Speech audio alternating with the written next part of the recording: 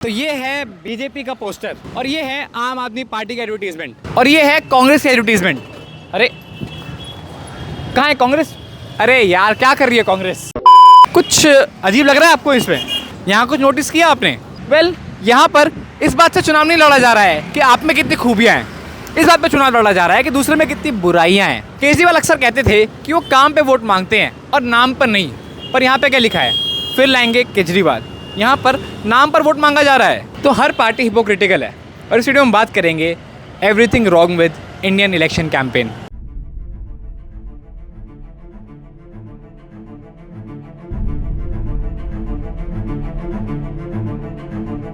चुनावी हिंदू वर्सेस चुनावी मुस्लिम।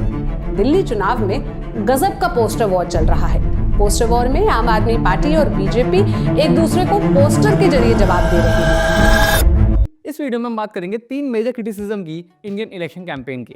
उसमें से पहला है criticism. Yes, Indian election campaign काफी हेविली डिपेंड करता है दूसरों की बुराई करने पे, ना कि खुद की अच्छाई करने पर। ये नहीं बताना कि आप क्यों अच्छे हो, आपको हम क्यों वोट दे, आप ऐसा क्या कर सकते हो, आपने ऐसा क्या किया है। नहीं, बस वो ऐसे हैं, वो ऐसे हैं। एग्जाम्पल के लिए इस बीजेपी के पोस्टर्स को ध्यान से देखिए।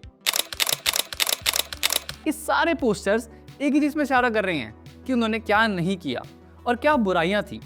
बट एग्जाम्पल लेते हैं इस पोस्टर की। ये बोलने की जगह तुमने यमुना को साफ नहीं किया, आप ये बोल सकते थे देखो हमारे पास गंगा थी, हमने उसको साफ कर दिया, तुमने यमुना को नहीं किया। By the way, Namami Gange programme में यमुना भी शामिल थी। अब ये लोग ऐसा करते क्यों हैं? मुझे एक स्टडी मिली थी जो हुई थी 150 कंट्रीज के ऊपर, जब पता लगाया कि populist leaders, specially right wingers, negative campaigning से ज्यादा फायदा उठाते हैं, स्पेशली फियर और दुख वाले इमोशंस का। हिंदू खतरे में हैं, ऐसे नेगेटिव इमोशंस का यूज करके वो अक्सर पावर में आते हैं। इसका रीजन ये है, हमारे अंदर एक नेगेटिव बायस होता है, हमें नेगेटिव चीजें ज्यादा अच्छे से याद रहती हैं और इन नेगेटिव चीजों के जरिए हम लोग अस वर्सेस देम का नैरेटिव बना सकते हैं। और ये अस वर्सेस देम का नैरेटिव ही है तो दुनिया भर के सभी पॉलिटिक्स के अंदर इंक्लूड होता है। इसका सिंपल सा फायदा ये है, आप दूसरों की कमी और बुराइयों को दिखाकर अपनी कमियां और बुराइयां छुपा लेते हो। तो नेक्स्ट टाइम जब कोई कैंडिडेट दूसरे की बुराई करे तो आप उससे बोलो ये बुराइयां तो आप छोड़ो, आप बताओ आप क्यों अच्छे हो, आप बताओ आपको वोट क्यों दे, आप बताओ आपने क्या किया है या फिर क्या कर सकते हो। दूसरी गलती है बड़े बड़े नाम। इन पोस्टर को देखिए केजरीवाल के।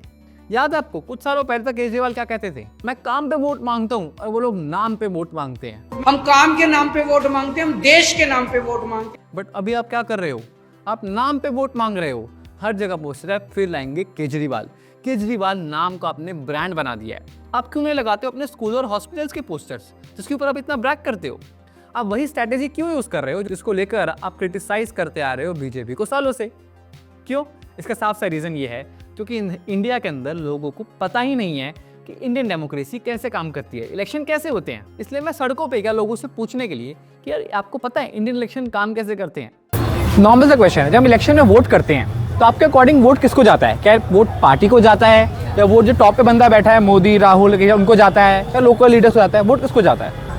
वोट वैसे तो जो जाता है वो पार्टी के उसमें जाता है। मतलब आपको क्या लगता है जब बटन दबाते हो तो पार्टी के नाम पर रजिस्टर होता है वोट? ये बताओ, जब आप वोट देते हो जिस मर्जी को भी देते हो तो वोट किसके नाम पे जाता है? क्या वो पार्टी के नाम पे या वो जो लोकल विधायक है उसके नाम पे जाता है? वोट किसके नाम पे जाता है जब आप वोट देते हैं? वोट जाता है भैया बढ़िया आदमी के लिए आनी, जो आदमी हम जो चुनेंगे, जैसा मोदी को चुनना है, जैसा मोदी को वोट देता तो मोदी के नाम से वोट दे रहा है हम। तो आप उस बंदे के नाम पे वोट देते हो? और किन नाम से वोट देंगे हम? जब मोदी का फूल है हाँ। तो हम फूल पे वोट डालते हैं तो मोदी का ही तो जाएगा। मोदी के नाम पे जाता है? हम सीधा वोट सर हमारा केजरीवाल को ही जाता है डायरेक्ट। आपको लगता है केजरीवाल के नाम पे रजिस्टर होता है? हाँ सर। कि आपने कभी लोकल नेता पे ध्यान दिया है कि वो पढ़ा लिखा है कि नहीं, उसके कामकाज क्या हैं, उसको नहीं सर, आज कोई तक कभी उसके ऐसा ध्यान नहीं दिया। मोदी जैसा बंदा नहीं, हाँ। मोदी को देते हैं वोट हम। हाँ। ठीक है, चाहे किसी को चाहे कूड़ा कर किसी को खड़ा कर दे। मैंने आपको एग्जांपल देते, परवेश वर्मा कभी जीत सकता। हाँ वही कह रहा नहीं, हूँ, जीत अगर नहीं वो सकता। अन्य होता तो नहीं जीता। नहीं जीत सकता। अच्छा। परवेश वर्मा जीतेगा तो मोदी कौन जीतेगा? ठीक है, तो जो छोटे नेता है वो उसके नाम पे जीत रहे हैं। नहीं मोदी के नाम जीते। हाँ, मोदी के नाम पे छोटे नेता जीत रहे हैं। तो छोटे नेता की अपनी कोई वो नहीं है, कोई वैल्यू नहीं उसकी, अपनी कोई वैल्यू नहीं है। कोई वैल्यू नहीं उसकी। अपना उसका काम, उसकी नहीं, वो काम उसकी करे, पढ़ाई लिखाई, वो उसकी वो काम जीरो। पहले आपको मैं बता देता हूँ, इंडिया में एक parliamentary form of democracy use होती है। यानी आपका वोट ना ही पार्टी को जाता है ना ही टॉप लीडर को जाता है, आपका वोट रजिस्टर होता है लोकल लीडर के नाम पर। और जरूरी नहीं है कि वो किसी पार्टी से हो। हमारे यहाँ पे कॉन्स्टिट्यूशन में अलाउ करती है कि हम लोग निर्दलीय बिना किसी पार्टी के भी खड़े हो सकते हैं एज अ लोकल लीडर। बिना खड़े होते हैं पार्टी के, बिना भी अन्य खड़े होते हैं, इंडिपेंडेंट खड़े होते हैं। अन्य को तो देना नहीं चाहिए कभी भी, वो किसी पार्टी के नहीं उसको होते। देना ही नहीं चाहिए, ठीक है, वो काम नहीं कर सकता। तो आपका वोट सिर्फ और सिर्फ आपके लोकल एमएलए, एमपी या पार्षद को ही जाता है, उसके अलावा आप कुछ नहीं कर सकते हो। कौन पीएम या सीएम फेस बनेगा ये पार्टी का इंटरनल डिसीजन होता है, आपका नहीं। पर पॉलिटिशियंस की कोशिश रहती है कि वो इंडिया को एक पार्लियामेंट्री से एक प्रेसिडेंशियल फॉर्म ऑफ डेमोक्रेसी बना सके, जो यूएस में होती है। इसलिए ये इंपॉर्टेंट है कि आप अपने लोकल नेताओं को देखकर वोट करें, क्योंकि मोदी आके आपके घर के बाहर के नालियों को अनब्लॉक नहीं करेगा। ये काम आपके लोकल नेताओं का है, आपके लोकल बॉडीज का है। तो उनसे मिलिए, कोशिश करिए कि अपने लोकल नेताओं से मिलो, उनसे बात करो, उनकी बातें सुनो, उनकी स्पीचेस सुनो, उनका एजुकेशनल बैकग्राउंड, उनका फाइनेंशियल स्टेटस और क्या उनकी कोई क्रिमिनल हिस्ट्री रही है ये चेक करो और फिर उस हिसाब से वोट करो। So don't be like that uncle and be like this guy. देखिए, बड़ा नेम देख के, जैसे मोदी का देख के हम लोग वोट डालते हैं, हाँ, पर वो नहीं करना चाहिए। हाँ, जो इनिशियल लेवल पे है, हाँ, हाँ, जो इनिशियल लेवल पे एमएलए हो गया, हाँ, हाँ, कुछ भी हो गया, हाँ, तो उसको देख के, उसके कार्य को देख के, उसके कैसा पर्सन टू पर्सन हाँ, है, हाँ, हाँ, उसको देख के वोट करना चाहिए। बिल्कुल मेरे सही। ख्याल से। एक्चुअली में हमारा जो सिस्टम है वो भी ऐसे काम करता है, जब आप वोट दबाते हैं तो वोट उस लोकल एमएलए के नाम पर रजिस्टर होता है। इसी के साथ अगर कुछ लोग किसी लीडर की भक्ति नहीं करते तो कर देते हैं पार्टी भक्ति, कि हम तो बीजेपी हैं, हम तो कांग्रेस वाले हैं, और हमेशा उस पार्टी के पीछे पड़े रहते हैं। पर उन्हें बात समझ क्यों नहीं आती है कि पार्टी उनके लोगों से मिलकर ही बनती है। आज की बीजेपी वो बीजेपी नहीं है जो 20 साल पहले हुआ करती थी, ना ही आज की वो कांग्रेस है जो 20 साल पहले हुआ करती थी। पर हमारे यहाँ पे पार्टी भक्ति तो इस लेवल की है। तो आप पार्टी के नाम पे वोट करते हैं पार्टी के या नाम। टॉप बंदे के नाम पे वोट करते हैं? पार्टी के नाम, पार्टी के नाम, पार्टी के नाम पे वोट करते हैं। हाँ, तो या फिर आप लोकल जो खड़ा उसके नाम पे वोट करते हैं? नहीं, पार्टी के नाम। तो लोकल खड़ा हुआ उसको नहीं देखते ना, आप? कुछ नहीं देखते हम। उसको नहीं देखते? ना। और फिर लोग पूछते हैं कि यार इंडियन डेमोक्रेसी में इतने सारे क्रिमिनल्स क्यों इलेक्ट हो जाते हैं? Why are so many of our MLAs and MPs criminals and बाहुबलीज? क्योंकि हम लोग पार्टी देखते हैं, कैंडिडेट नहीं। इससे पार्टी के पास कोई मोटिवेशन ही नहीं होती है अच्छे कैंडिडेट खड़े करने की। उसको लगता है जो मर्जी खड़ा कर दो, वोट तो पार्टी के नाम पे पड़ना है। वो किसी भी बाहुबली अमीर आदमी को खड़ा कर देते हैं, चाहे उसके ऊपर जितने मर्जी केसेस क्यों ना हो। सिस्टम तो जब मोदी को वोट देंगे, मोदी को मिलेगी वोट, किसको मिलेगी? वोट मोदी को मिलती है डायरेक्टली? डायरेक्ट मोदी को मिलेगी, उसका राज है सब कुछ। अच्छा, जितने ये परवेश वर्मा को जिता नहीं सकता, परवेश वर्मा को जिता नहीं सकता, मोदी का जीत रहा है। 2 बार एमपी बना है, हाँ, हाँ, साउथ वेस्ट से, नजरपुर एरिया से, हाँ। वो जीत नहीं सकता किसी सूरत में भी। ठीक है, मोदी के ऐसे मोहर है, उससे कौन जीतेगा वो? तो ऐसे तो अब मोदी की वजह से अगर आप वोट दोगे तो कोई भी क्रिमिनल हो गया, कोई क्रिमिनल, इसके मोदी क्रिमिनल वाला को टिकट देता ही नहीं। किसने कर दिया सबसे ज्यादा? नहीं। अगर उसने खराब आदमी खड़ा कर दिया, उसने आपको जिता दिया, मोदी ने अगर खराब आदमी खड़ा कर दिया, कूड़ा भी खड़ा कर दिया ना, हाँ। वो जीतेगा।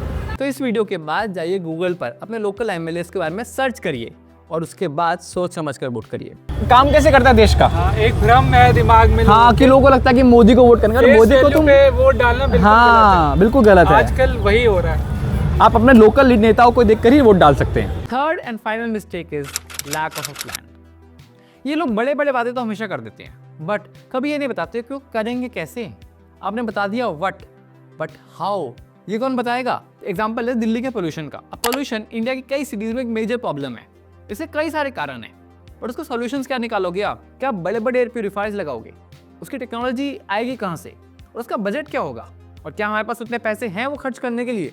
या फिर आप कैसे लॉज इंप्लीमेंट करोगे कि लोग इलेक्ट्रिक कार्स यूज़ करें? या फिर अगर आप यमुना को साफ कर दोगे, क्या आपको उसकी साइंस पता है? अब मैं देखना चाह रहा था कि क्या प्लान क्या दिया है हमारी सरकारों ने, क्यों कैसे साफ करेंगे यमुना को।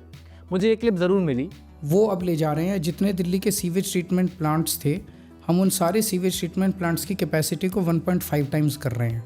वो भी काम लगभग कंप्लीट हो गया, 1-1.5 साल के अंदर कंप्लीट हो जाएगा। उसके बाद जब ये सारा सीवर जो है जो यमुना में जा रहा है, ये सीवर जब हमारे STPs के अंदर जाना चालू हो जाएगा तो यमुना में सीवर गिरना बंद हो जाएगा, नंबर 1।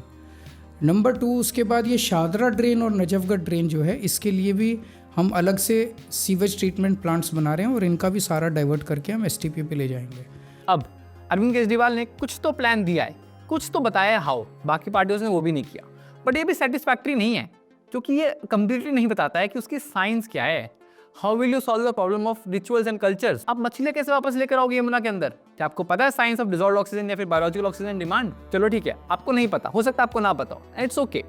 क्या आप ऐसे एक्सपर्ट्स को ला सकते हो जिनको पता है? उनसे पूछो और फिर हमें बताओ exactly how will you solve this problems. क्या टेक्निकलिटीज है, क्या बजट होगा, क्या साइंस है, क्या प्रोसीजर है, कुछ तो बताओ। तो these are my big 3 problems with Indian election campaign. इसके अलावा और बहुत सारे पॉइंटर्स हैं उसके ऊपर हम क्रिटिसाइज कर सकते हैं इंडियन इलेक्शंस को, बट उनको मैंने इंक्लूड नहीं किया है क्योंकि वो सारे बहुत ऑब्वियस है। तो ये थी मेरी वीडियो अबाउट इंडियन इलेक्शंस। मैंने पॉलिटिक्स के ऊपर इससे पहले एक और वीडियो बनाई है जो आपको बहुत पसंद आएगी, जहाँ मैंने बताया था कि कैसे हम जैसे यूट्यूबर्स एक बड़ी ऑपोजिशन बन जाती है पॉलिटिकल पार्टीज के लिए, कैसे पॉलिटिक्स का फ्यूचर मीडिया में नहीं सोशल मीडिया में है। तो मिलता हूँ आपको इस वीडियो के अंदर, तब तक के लिए thank you for watching. This is स्पर्श साइनिंग ऑफ।